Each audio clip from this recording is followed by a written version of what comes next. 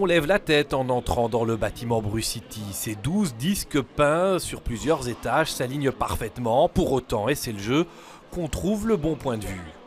Pour ceux que l'administration irrite, il y a le soulagicon de Frédéric Janin. Il offre même la possibilité de télécharger une phrase de son choix dans un panel d'imbécilité. Mais où est le présupposé critique? Non, je te le demande, où est le présupposé critique?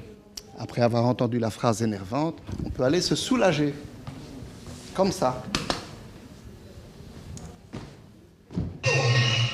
On va le refaire. Pour les contemplatifs, on suggère l'ascenseur d'Agnès Guillaume, circulaire, rapide, moderne et décoré aussi de manière sonore.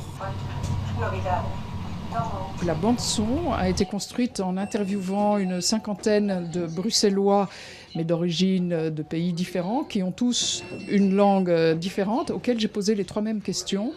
Qu'est-ce que c'est Bruxelles pour vous ? Comment vous voyez l'avenir ? Et un mot dans votre langue que vous aimez. Le résultat, une alléchante salade mêlée linguistique aux vertus apaisantes. Quand des Bruxellois d'origine diverse prennent cet ascenseur pour aller dans un rendez-vous avec l'administration, qui est en général un petit peu... Enfin, on n'est pas toujours très à l'aise quand on va à l'administration, tout d'un coup, ils reconnaissent une langue qu'ils connaissent et qu'ils se sentent bien avec ça. Tout en haut, Johan Demort a dessiné dans son style 40 profils, bruxellois ou non. Notre cher ami Stromae, formidable. Bon, deux... Comment il s'appelle encore? Gargam. Mais moi, je me souviens plus, j'ai un trou de mémoire.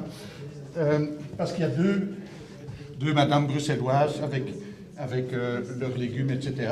Pour la ville, un budget total d'1,2 million d'euros, c'est le prix du marché. C'est des vrais artistes, c'est un vrai travail, donc il faut les payer convenablement, ça va de soi. Et on a vraiment choisi des artistes bruxellois qui ont un lien avec Bruxelles, qui habitent ici, et ils ont vraiment développé des œuvres pour ce bâtiment. Ce n'est pas des œuvres qu'on a achetées, qui existaient déjà. On peut aussi découvrir ces fresques qui imaginent ce que trouveront dans quelques siècles les archéologues qui fouilleront Bruxelles.